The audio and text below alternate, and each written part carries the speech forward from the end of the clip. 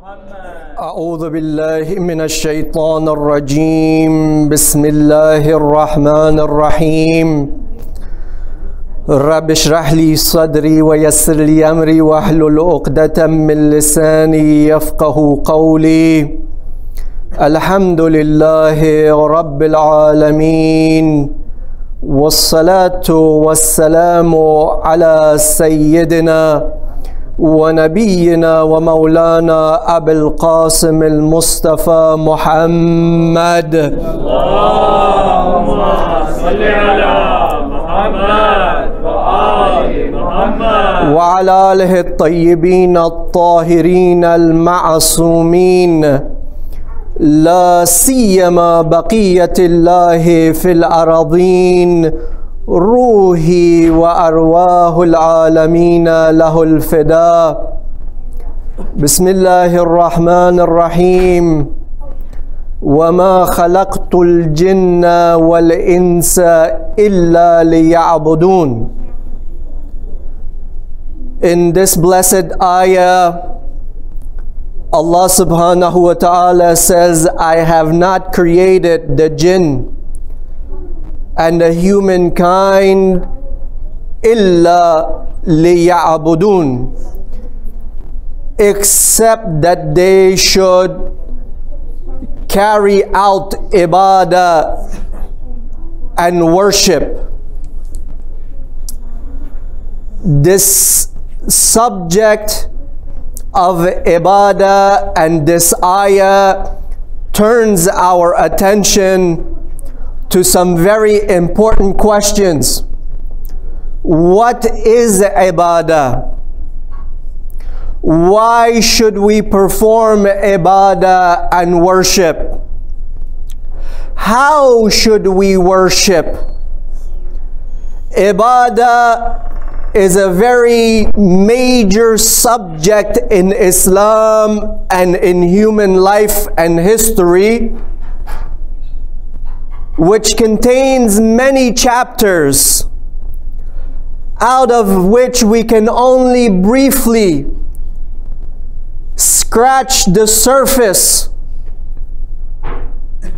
and mention some very significant universal concepts about ibadah that we learn from this ayah that we mentioned in the beginning, as well as other verses of the Quran and sayings of the Holy Prophet of Islam and his Ahlul Bayt alayhi wa alayhimus salam. Allahumma salli ala Muhammad wa ali Muhammad. The first question we ask is, what is ibadah? When Allah says, وَمَا خَلَقْتُ الْجِنَّ وَالْإِنسَ إِلَّا لِيَعْبُدُونَ, this creation's purpose is of the human being and of the jinn is this ibadah. What is this ibadah? If it is our purpose, if it is the purpose for our creation, therefore it means that it is something very significant, something pivotal and very important in our lives, which means that we must understand what ibadah is. The definition of ibadah means to humble oneself, to have a tawazu before someone, to humble oneself, to obey one. It also means to follow and dedicate oneself to someone, to something, to some path, to some system. Knowingly or unknowingly, we must dedicate ourselves, or knowingly or unknowingly, we give obedience and we humble ourselves, we dedicate ourselves to someone, something, some path, some system. This is a universal rule in humanity. Either we know and we humble ourselves before someone and do the ibadah of that someone or something, or we don't know yet we still do so. The Holy Quran mentions numerous examples. أَفَرَأَيْتَ اللَّاتَ وَالْعُزَّى وَمَنَاةَ الثَّالِثَةَ الْأُخْرَى. Some of the idols, especially the main idols during the time of Jahiliyyah and before Islam, people had paid obedience and allegiance and had humbled themselves before and did the ibadah of Lat, Manat, Uzza. The Quran mentions, لَقَدْ كَفَرَ الَّذِينَ قَالُوا إِنَّ اللَّهَ هُوَ الْمَسِيحُ ابْنُ مَرْيَمَ وَقَالَ الْمَسِيحُ يَا بَنِي إِسْرَائِيلَ اعْبُدُوا اللَّهَ رَبِّي وَرَبَّكُمْ. Verily they have disbelieved those who say that Allah is the Messiah, son of Mary, while the Messiah himself, Jesus alayhi salam, said, O children of Israel, worship Allah, my Lord and your Lord. وَاتَّخَذُوا أَحْبَارَهُمْ وَرُهْبَانَهُمْ أَرْبَابًا مِّن دُونِ اللَّهِ. They have taken their priests and their rabbis and their monks as their lords besides Allah. أَلَمْ أَعْهَدْ إِلَيْكُمْ يَا بَنِي آدَمَ أَلَّا تَعْبُدُوا الشَّيْطَانَ إِنَّهُ لَكُمْ عَدُوٌّ مُّبِينٌ وَأَنِ اعْبُدُونِي هَذَا صِرَاطٌ مُّسْتَقِيمٌ. O children of Adam, O humankind, did we not make a covenant with you that you should not worship and humble yourself and obey shaitan, but that you should obey me, Allah? This is the straight path. Shaitan, he is your clear enemy. أَفَرَأَيْتَ مَنِ اتَّخَذَ إِلَهَهُ هَوَاهُ. Have you seen the one who takes as his God, who takes as her Lord his desires and her desires, Hawa? Humanity has humbled itself and done the ibadah of various matters. Again, intentionally or unintentionally, knowingly or unknowingly. This is the nature of the human being. And the most dangerous of all of those other false gods and false matters that humanity has humbled itself before, the most dangerous and the root of all of them is this hawa, these carnal desires, this nafsul ammara. The Holy Prophet of Islam, sallallahu alayhi wa alihi wa sallam,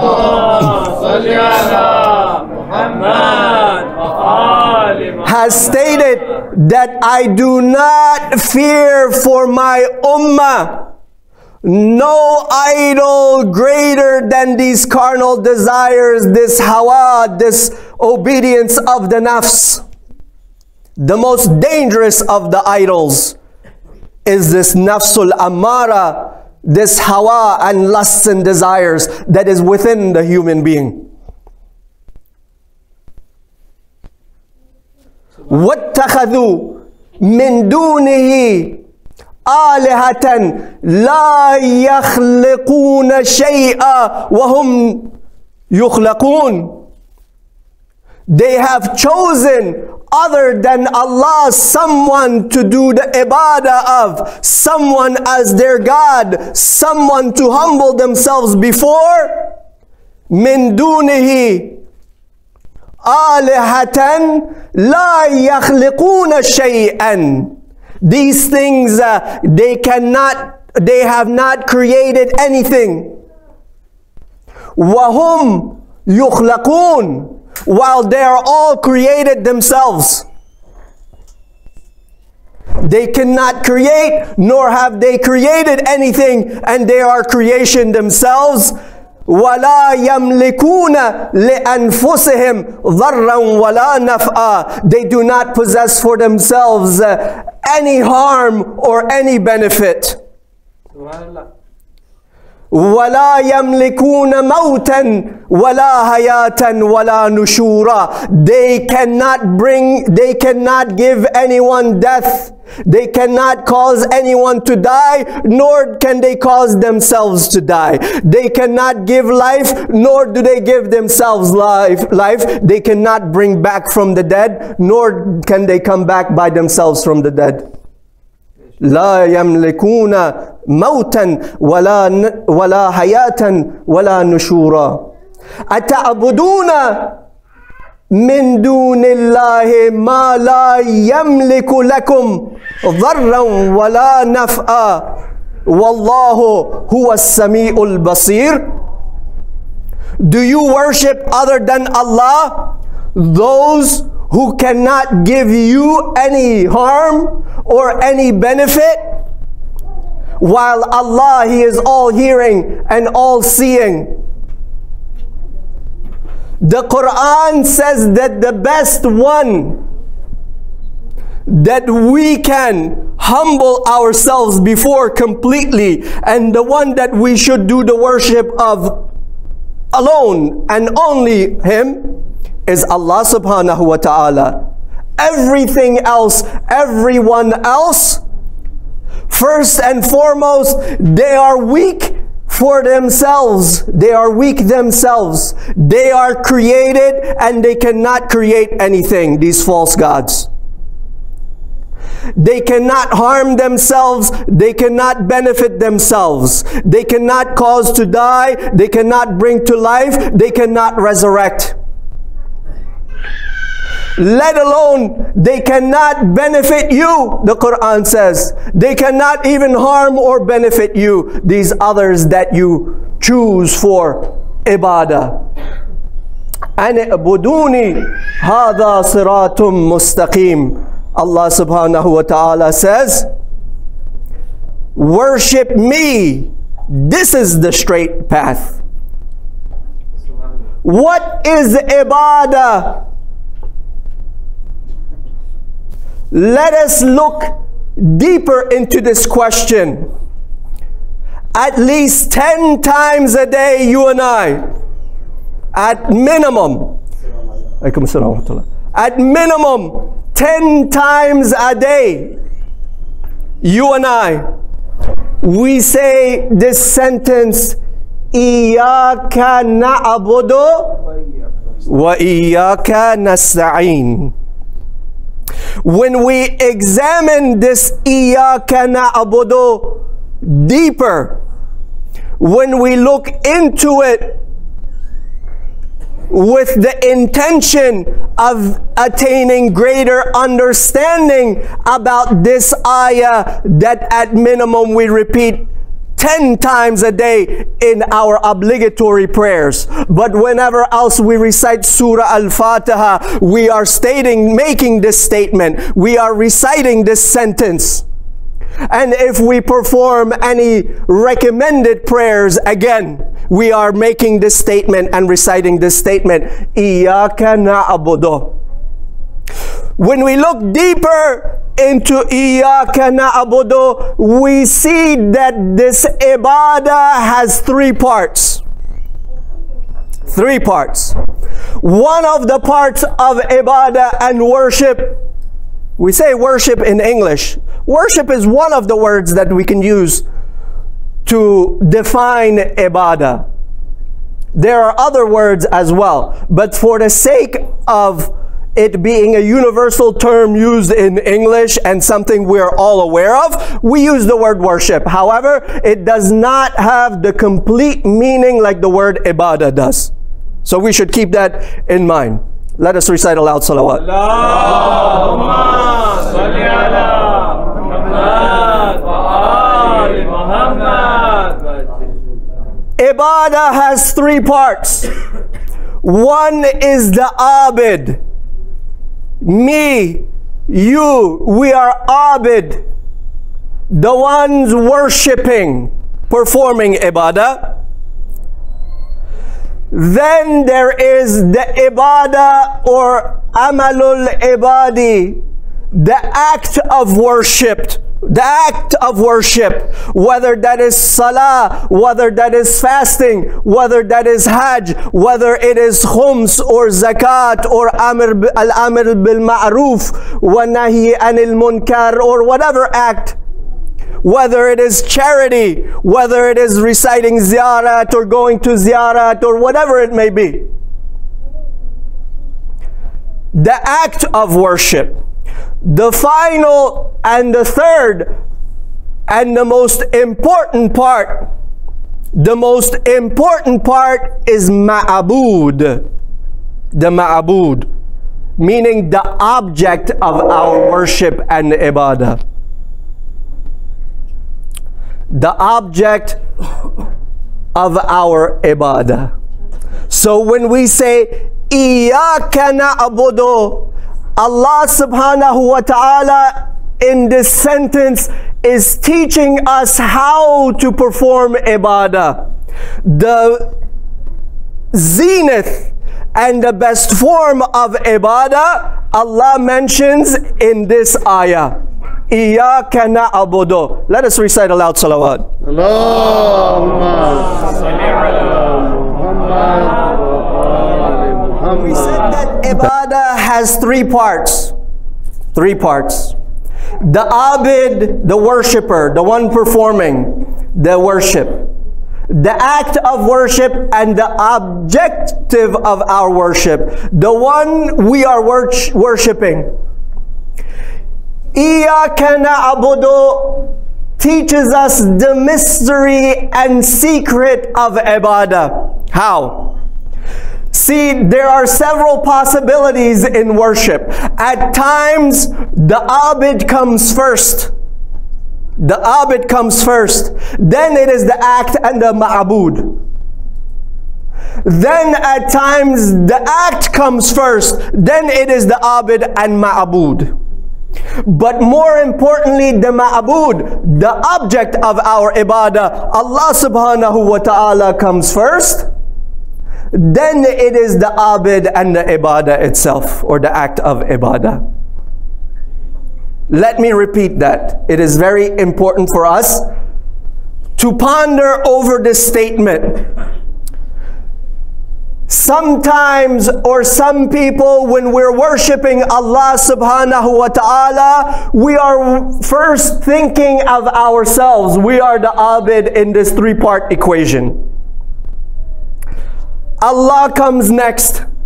Our ma'bud comes next. Sometimes our act of worship comes first, then Allah comes next. Our ma'bud comes secondly.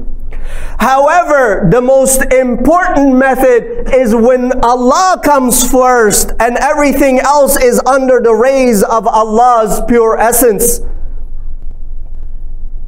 This ayah teaches this lesson to us. Why? It says, Iyaka na'budu. Iyaka, this kaf refers to Allah, you. Only you. Iyaka. What is it mentioning? It's mentioning our ma'bud first. It's mentioning Allah first. Na'budu. Then it is mentioning us and the action of ibadah. Iyaka na'budu. Those who are the chosen servants of Allah, those who work to build their level of spirituality and taqwa, their level of ibadah, they are such that during their ibadah they see Allah and only Allah. They do not recognize themselves. Do we not read in the history during the battle of Siffin when Amirul Mu'mineen alayhi salam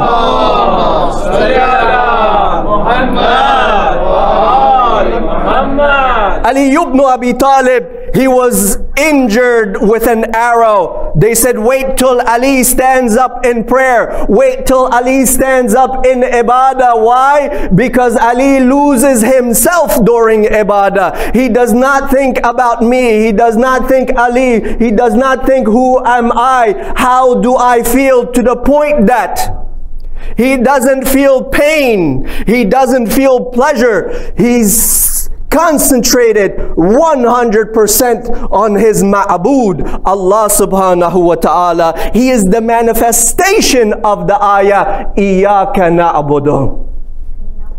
Once he starts the salah, then you can pull out, you can tear out the arrow that is in his blessed leg, and Ali will not feel it. Nara Hadri! We have a concept in Islam, al-insanul kamil, the perfect human being. Wow.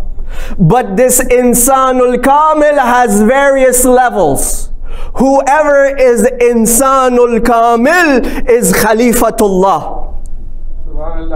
Inni ja'ilun fil ardi khalifa. This khalifa doesn't mean any human being, any insan. It refers to insanul kamil, whether that insan is the representative of Allah on this earth, whether that insan is a messenger or a prophet, or whether that person is an imam. And these individuals have various ranks amongst each other. Our job is that we grow and we evolve to that level of kamal, where we also become perfect human beings, insanul kamil. But the journey does not stop here. Once someone reaches the level of insanul kamil, the journey continues, and it is an endless journey. This was a prerequisite for an example that I want to mention to you, so that we understand a bit better what Iyaka na'budu means. When we have a living example, we start to understand it a bit more. First is the example of Nabi Musa alayhi salam. Musa ala nabiyina wa alihi wa alayhi salam. This prophet, he is insanul kamil. He is Khalifatullah. He is Nabiullah. He is Rasulullah. The Quran mentions that he is one of those prophets who is also an imam, and he is Kalimullah, that Allah spoke to Musa. He possesses a book, the Torah. He possesses a Sharia. He is the head of a religion or a stage of Islam. He is one of the only 5 Anbiya that the Quran calls Ulul Azm. This Musa alayhi salam, this Insanul Kamil, with all of his greatness, when Allah commanded him to take the Bani Israel and free them from the oppression of Fir'aun, eventually going back and forth, the discussions and the battles, intellectual and social, between Nabi Musa alayhi salam and Fir'aun. Fir'aun became fed up and he said, take them. In the process, he regretted that he'd said that. But in the meantime, Nabi Musa alayhi salam collected all of the Bani Israel, rescued them, and left Misr and Egypt. In this meantime, Fir'aun, he regretted his decision. He called his generals and the heads of his army. He commanded them to organize themselves very quickly, and Fir'aun himself was at their head. The ruler of the land himself was at their head. He says, let us go and capture the Bani Israel. I regret my decision. Fir'aun is chasing Bani Israel. Bani Israel is escaping from them. The Quran says, فَلَمَا تَرَى الْجَمْعَانِ قَالَ أَصْحَابُ مُوسَى إِنَّا لَمُدْرَكُونَ. Bani Israel, when they saw this huge army with all of this advanced weaponry, organized Fir'aun at their head, gaining on them, they emphasized, verily we have been overtaken. قَالَ كَلَّا. Musa alayhi salam said never. No. Why? إِنَّ مَعِي رَبِّي سَيَهْدِينَ.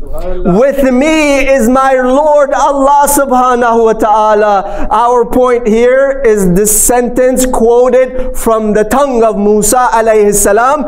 Inna ma'i Rabbi. Let's pay attention. Verily with me is my Lord. This is the statement of this is the statement of Musa alayhi salam. But when it comes to the Prophet of Islam sallallahu alayhi wa alihi wa sallam,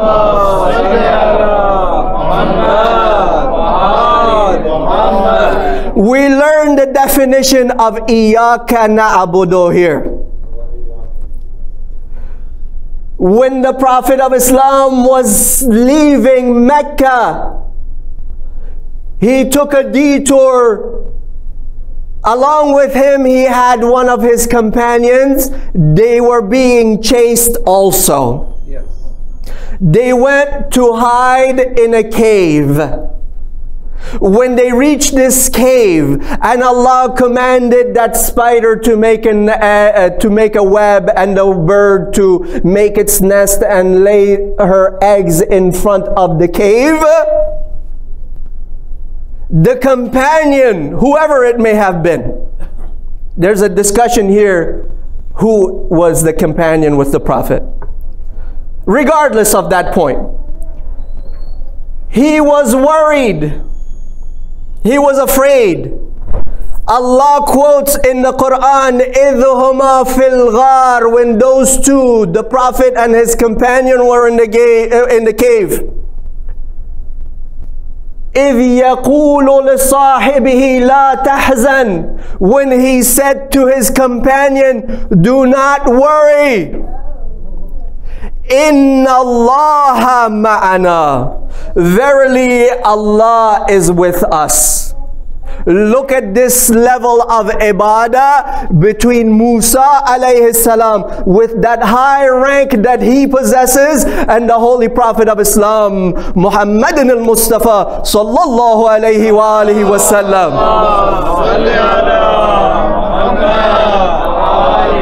There's a huge difference.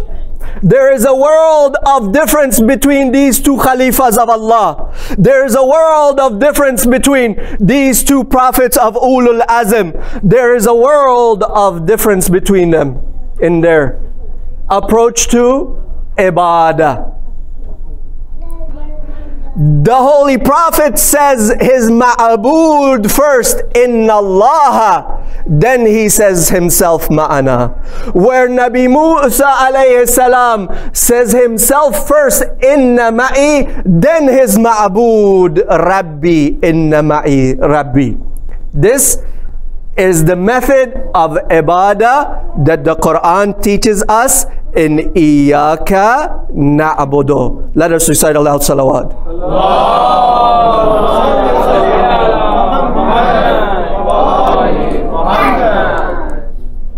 The next point I want to mention about this important subject of ibadah,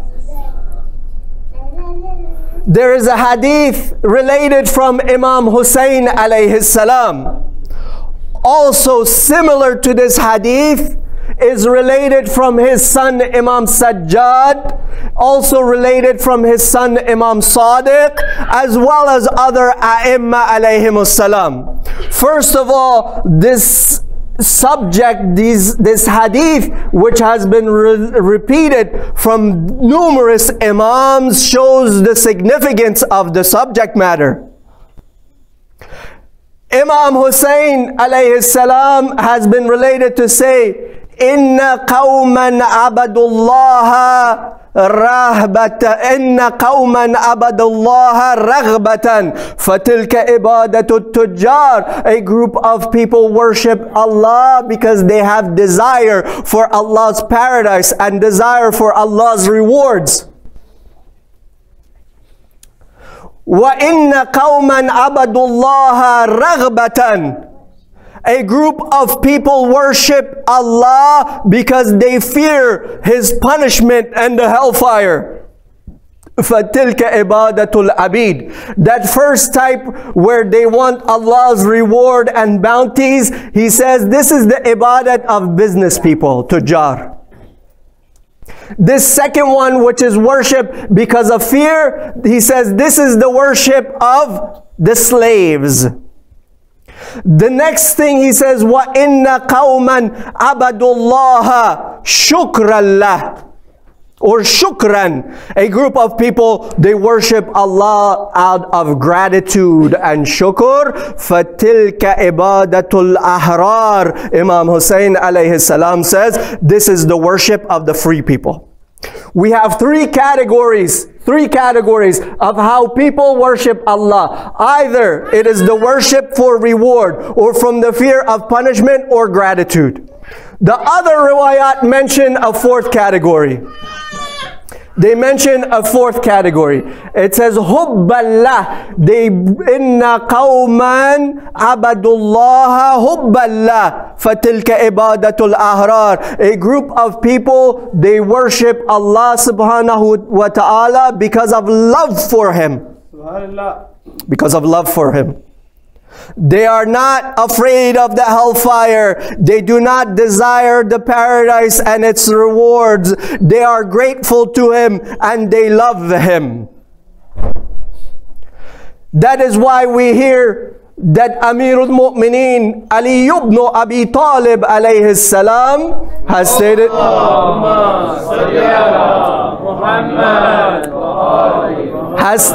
Ilahi ma abadtuka khawfan min narik.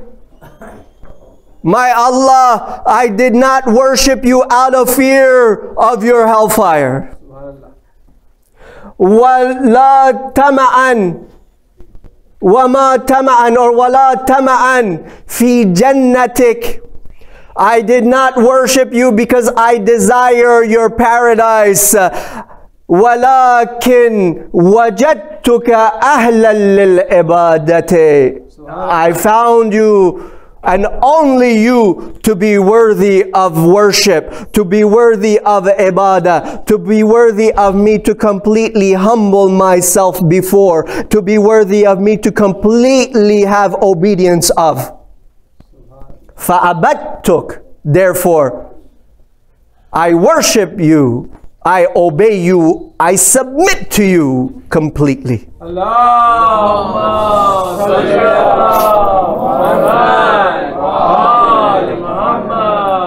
It is the Holy Prophet of Islam, Amirul Mu'mineen, Imam Hussein, Ahlul Bayt. These examples of Insanul Kamil who have reached that level where they only see their ma'abud.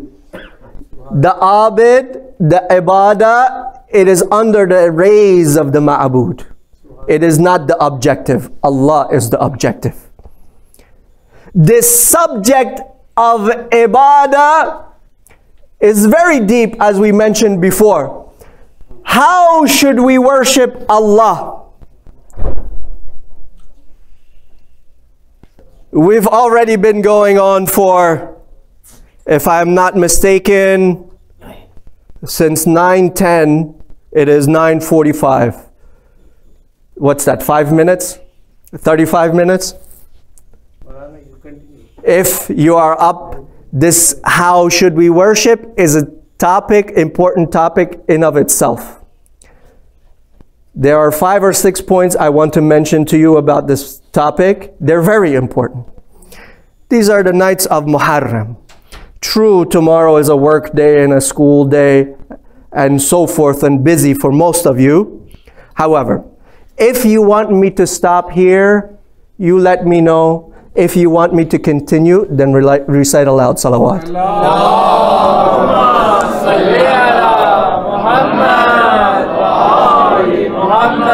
From the volume of this salawat, it seems like you want me to stop.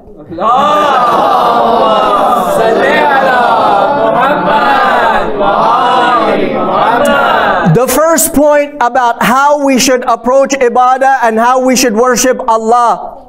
How should we approach our acts of ibadah and performance of our deeds? We have a subject. It is called ikhfa'ul ibadah versus idharul ibadah. Do we conceal our acts of worship and our ibadah, or do we do so and do we bring them out into open? Ikhfa and idhar. Islam, the riwayat and the Holy Quran have encouraged both of these. Both of these forms are encouraged. However, concealing our ibadah takes precedence. The general rule is that we conceal our worship and ibadah, but in certain cases, we are either encouraged to manifest it and bring it out into the open, and in some cases, it's obligatory upon us to bring it out in the open and do it in public. We have a hadith in Biharul Anwar, Inna a'adhama al-ibadati ajran ikhfaha. The most or the greatest reward of the ibadah for the ibadah is that act of worship which is concealed. In Al-Kafi, there's another hadith which says, Al-mustatirru bil-hasanati ta'dilu sab'ina hasana. Al-mustatirru bil-hasanati, that good deed and hasana, which is concealed, which is covered up, is equal to 70 hasanat, 70 acts of worship. From these riwayat and other statements, we see that concealing our ibadah is very important, and Islam desires this from us. But there are exceptions. For instance, in order to encourage a certain act of worship, or in order to encourage someone to come and worship Allah and strengthen them in this process, Islam says then there are certain acts that you should perform in public and in jama'ah.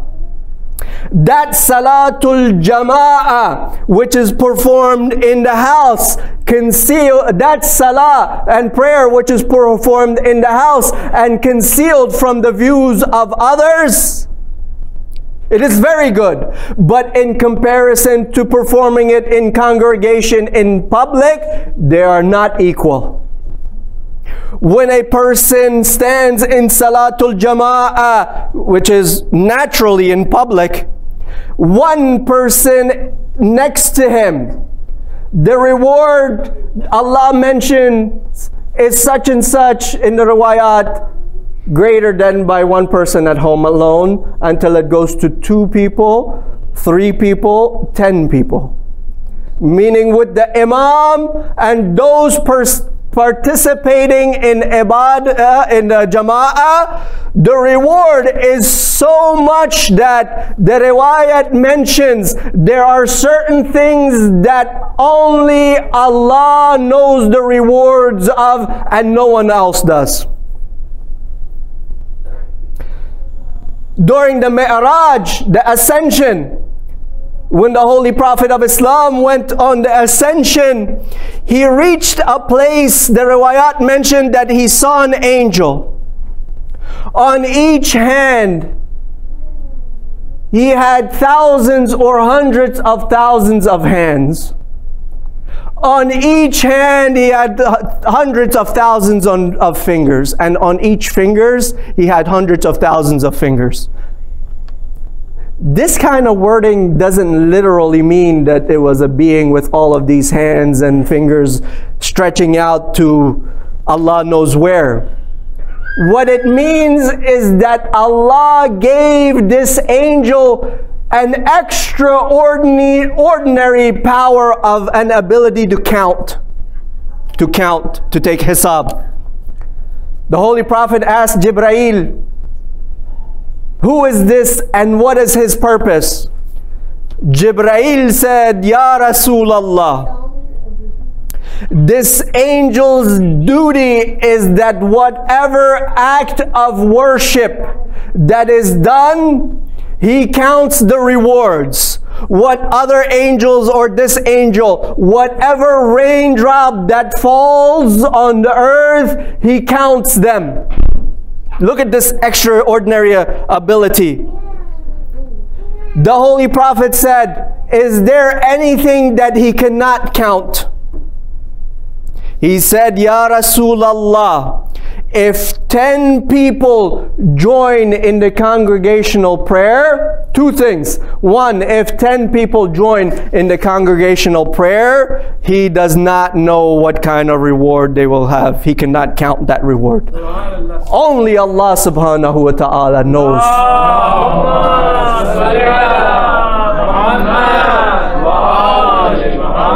He said two things. We should mention the second part, right? On the condition that you recite aloud salawat.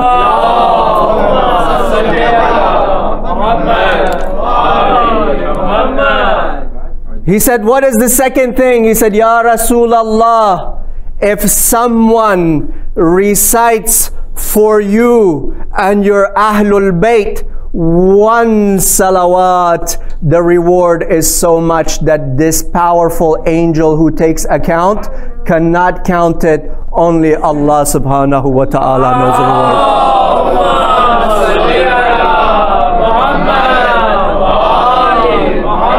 Other acts of worship, given zakat, given khums, in order to encourage people, in order to establish these matters, in order to train, encourage other people, to teach people, are encouraged to do it in public. Given zakat, given khums, it's encouraged to do it in public. While given sadaqah, it's encouraged to give in private. We have a hadith that says, when you give sadaqah with your right hand, do it in such a way that your left hand is unaware. When you give sadaqah with your left hand, do it in such a way that your right hand is unaware.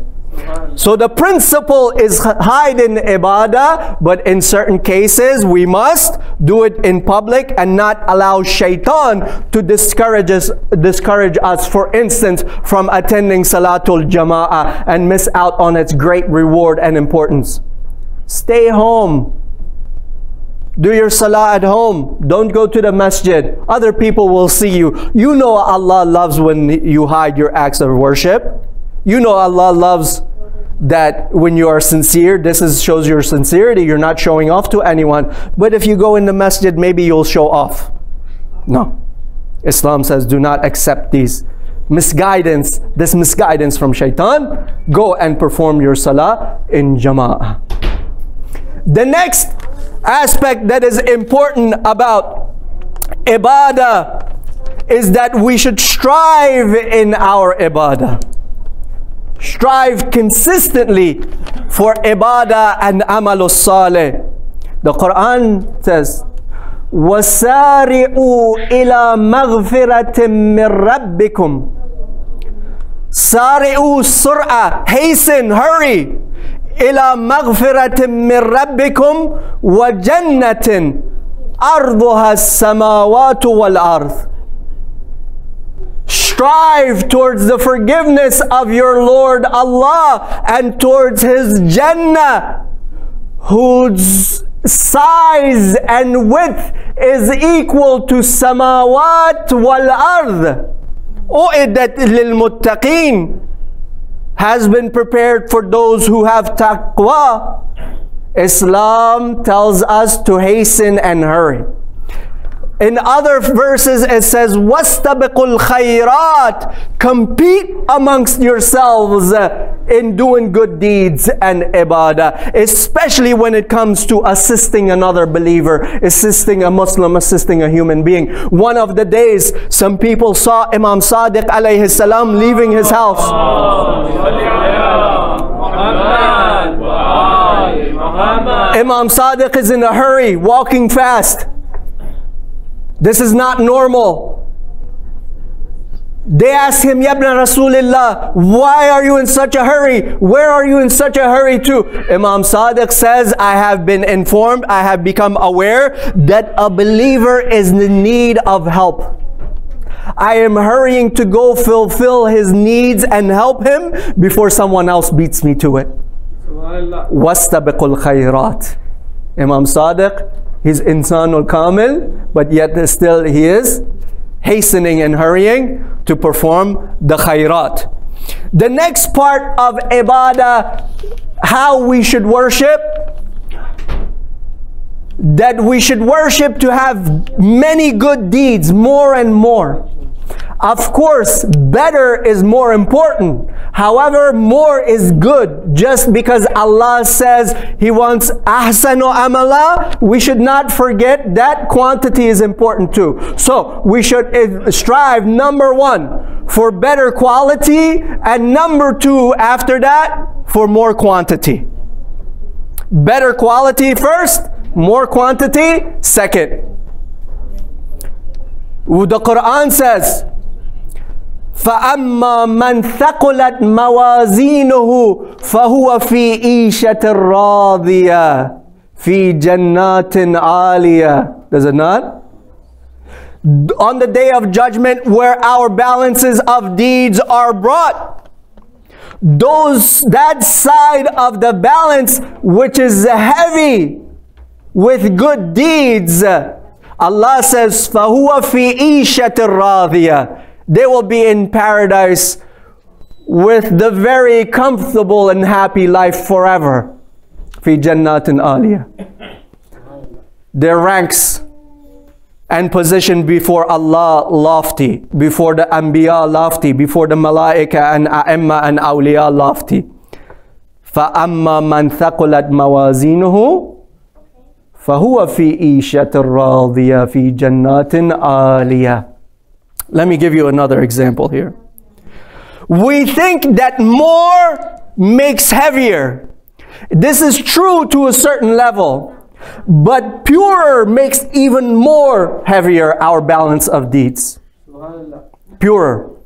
One of the ulama, narrated by that Hussein Noori that we mentioned last night in his book Dar es-Salam, one of the ulama, either he saw in a dream or mukashifa. Mukashifa is when a person's taqwa and piety reaches a certain level, Allah opens his heart, the eyes of his heart, that maybe they can see Day of Judgment, they can see paradise, they can see hellfire. Those things exist now. They won't come about in the future. They exist right now, but we cannot see them.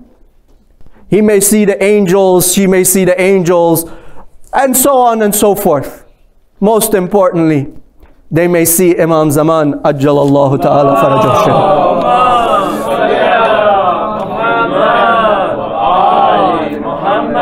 He saw in a dream or in that stage where the realities of the world were revealed to him.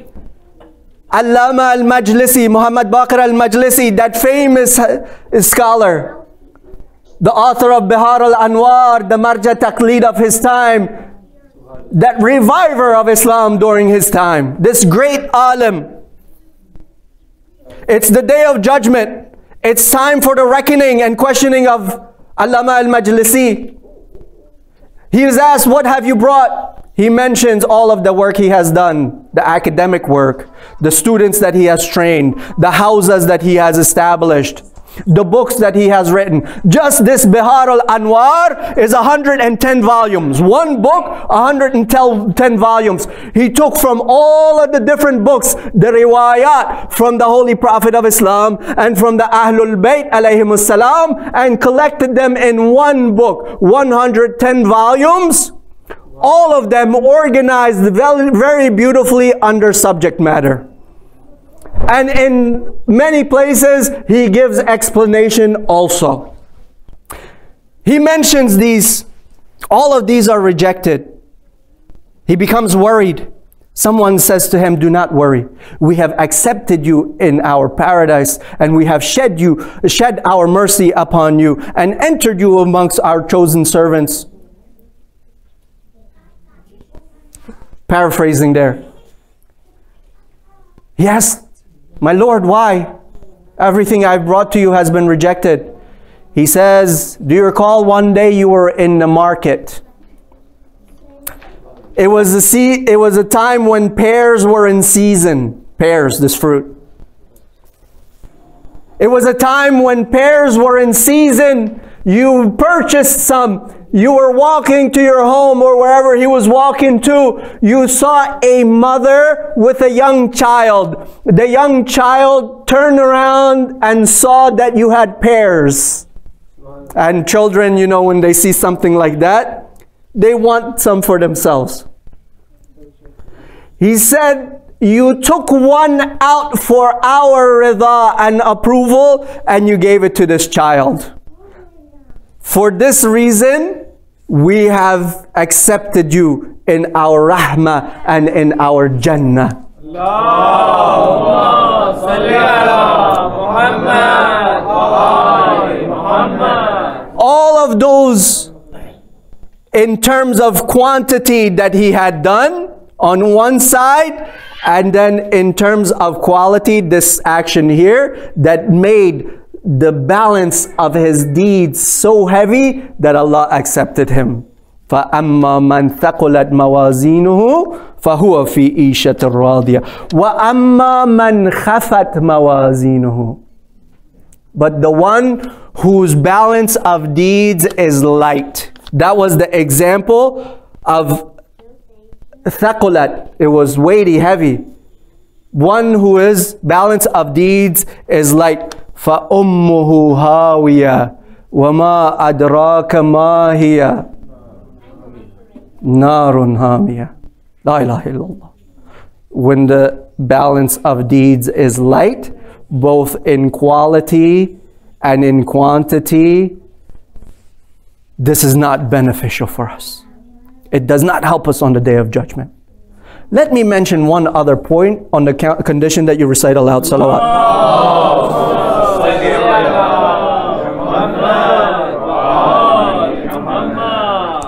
How about those people on the Day of Judgment that their balance of deeds are equal?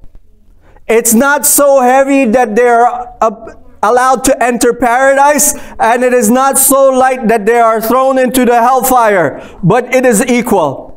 There is a hadith from Imam Sadiq alayhi salam that on the Day of Judgment, Yawmul Qiyamah, some of the servants of Allah will come. Their balance of deeds does not tip, the scale does not tip from one side to the other. It is equal. They're not allowed to enter paradise, nor are they sent into the hellfire. They're stuck on the field of resurrection. And we mentioned that the day of resurrection is 50,000 years long. There is thirst, there is hunger, there is worry, there is fear, there is heat, there is discomfort. He doesn't want to remain there either.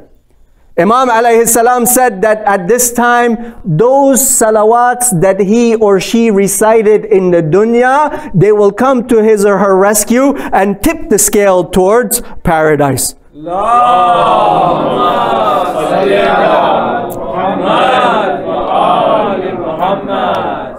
The fourth point about ibadah is about sincerity, making it genuine, and paying more attention that our ibadah is accepted. There's a riwayah that mentions Kunu ala qabul al-amal ashaddu inayatan minkum ala al-amal.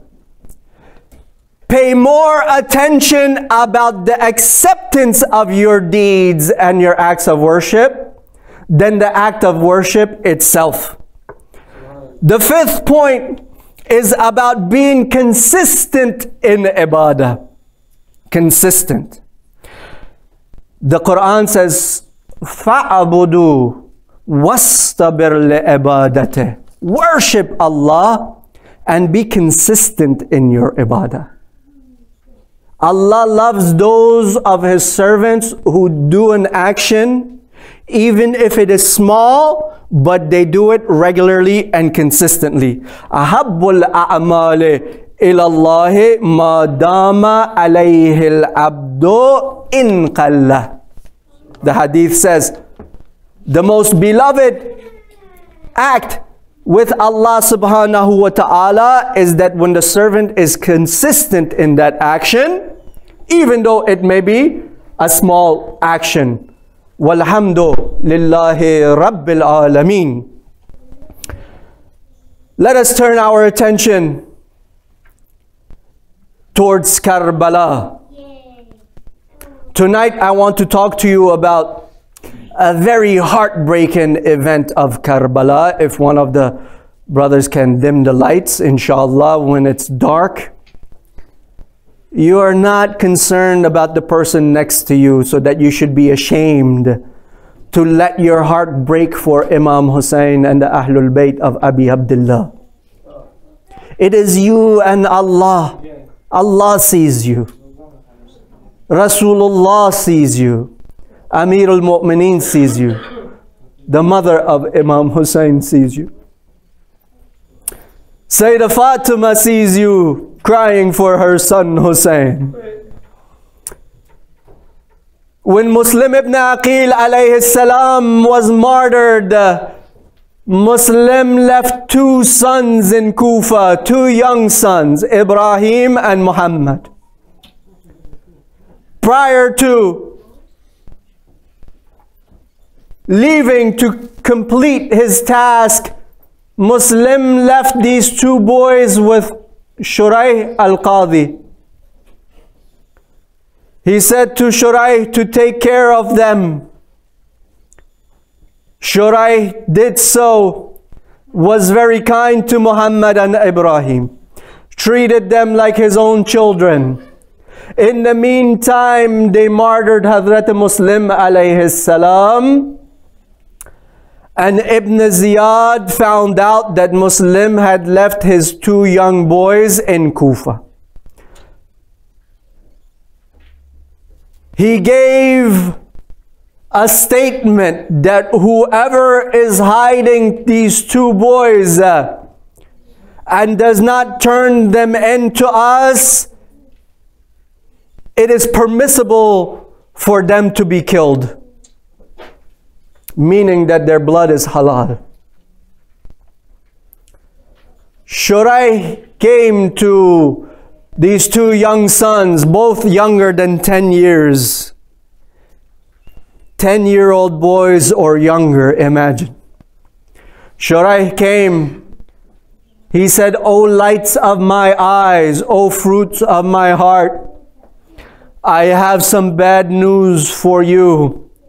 Your father Muslim has been killed." When Muhammad and Ibrahim, they heard the news of the shahadat of their father Muslim alayhi salam, they began to tremble and started to weep and wail. These two young boys, they put their arms around each other and were consoling each other and mourning the loss of their father Muslim alayhi salam.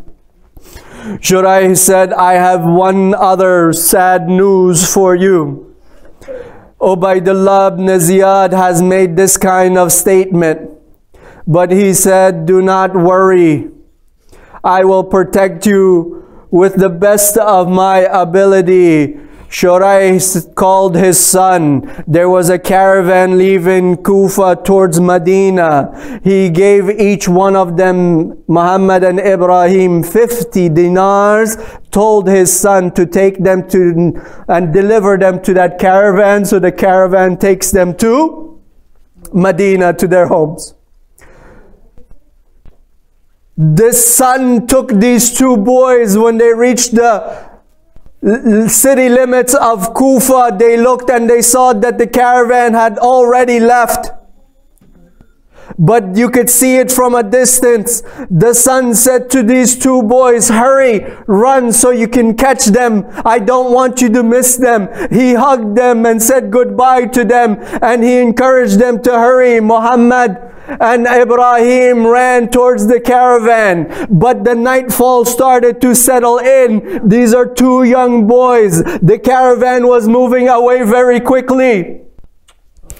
They became tired and they sought refuge. They took refuge in a palm grove next to Furat. But they knew that they were being sought, so they hid on a date palm. They climbed up the tree and they were hiding. There was a young female servant. She had come out to Furat for carrying out some tasks. She looked in the water and she saw the reflection of two young boys. Beautiful, handsome, like she's never witnessed before. She was kind to them. She encouraged them until they came down. She hugged them. She consoled them. She asked them who they are. They said, we are from the children of the Ahlul Bayt of Rasulullah. We are the sons of Muslim ibn Aqil. She said, it is not right for you to be out in the wilderness at this time. Come, I will take you to my mistress at home. She brought them home. She presented them to her mistress, the wife of Harith. She asked, who are these? These are our guests. The wife of Harith consoled them, comforted them, served them food, served them water. She asked them, who are you? When they introduced themselves, her kindness towards them increased even more. She placed them in a room in her house. She told her servants, she told her children that when Harith comes back, do not tell them who they are. She asked her son that in the morning, when the morning light comes, very quietly take these two boys. Take them and deliver them to Medina, to their home, away from this danger that they are facing in Kufa. Close to morning, this Harith Mal'un comes home, weary, beat, tired. His wife asks him, where have you been?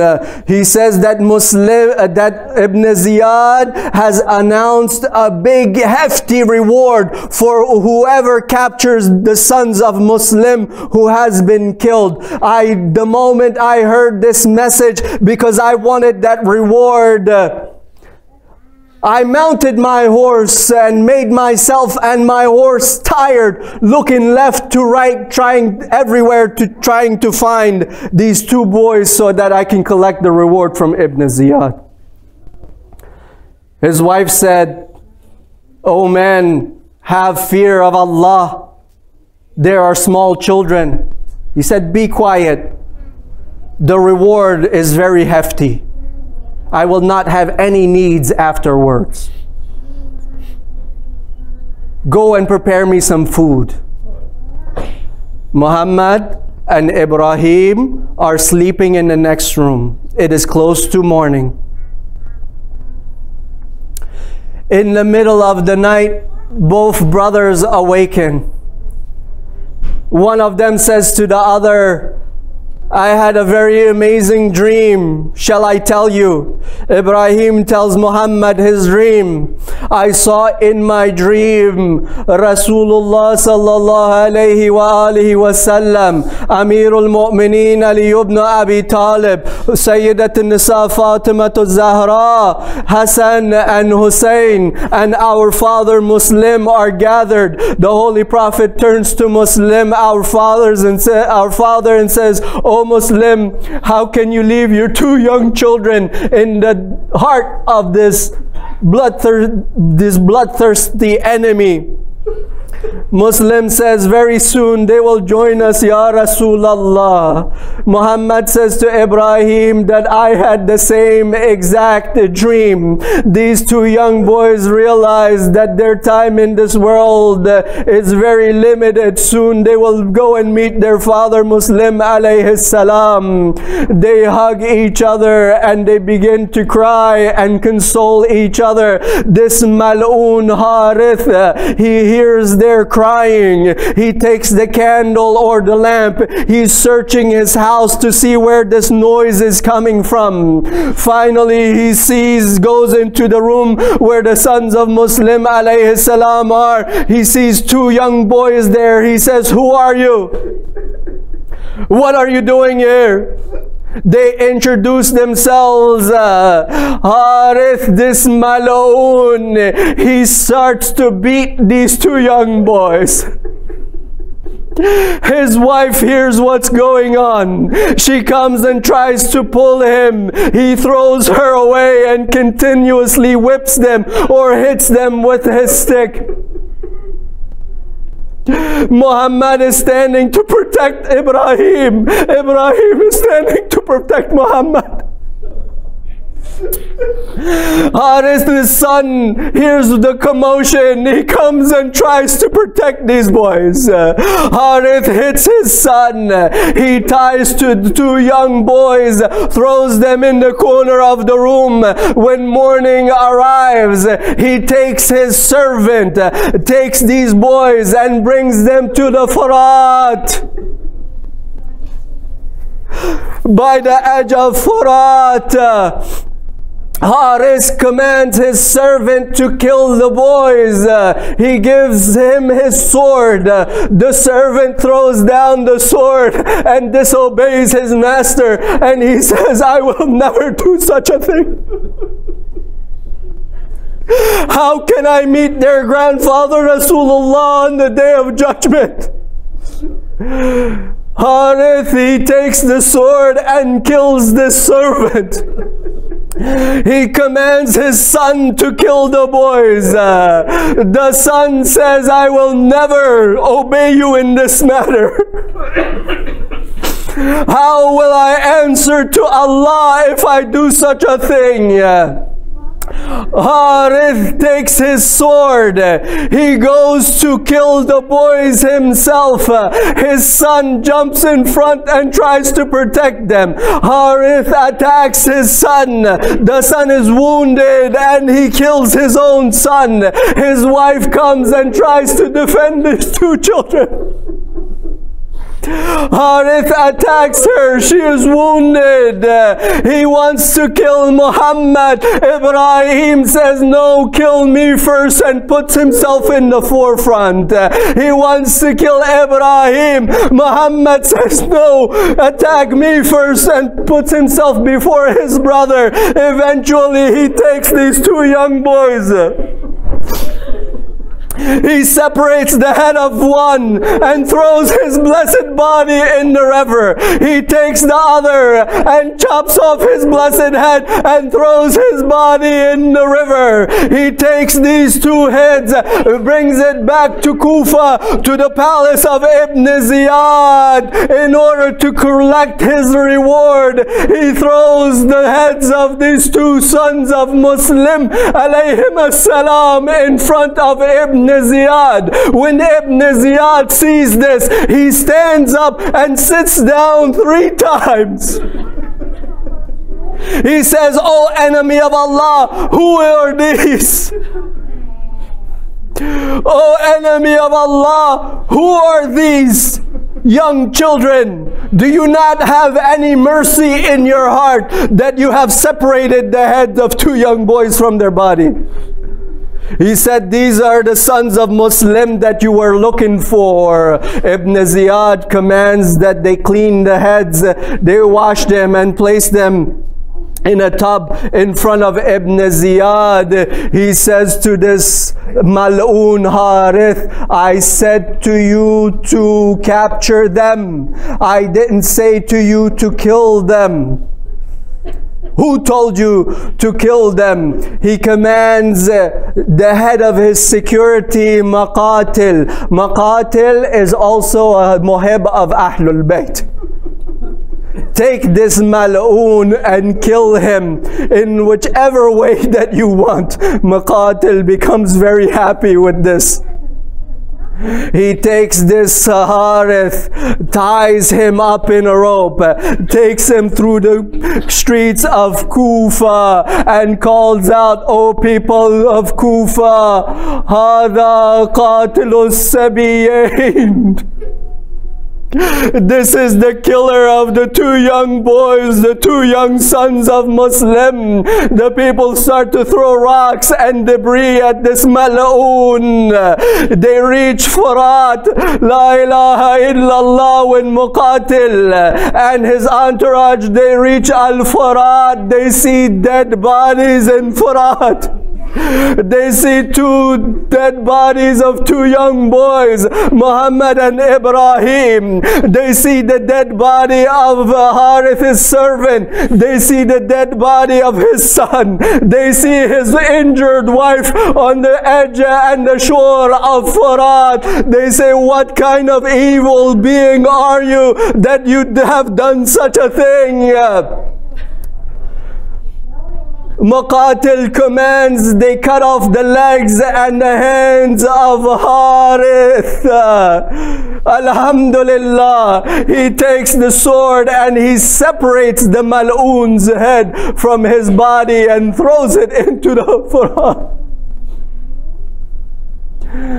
But I ask the question, they took the bodies and the heads of the sons of Muslim. They reacted in such a way. They washed them and cleaned them and they killed their killers.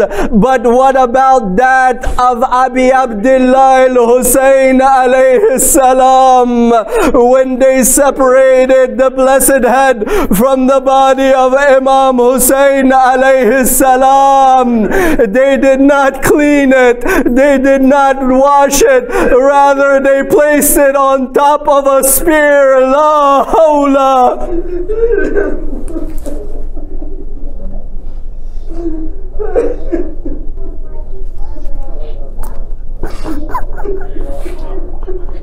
ولا قوة إلا بالله العلي العظيم.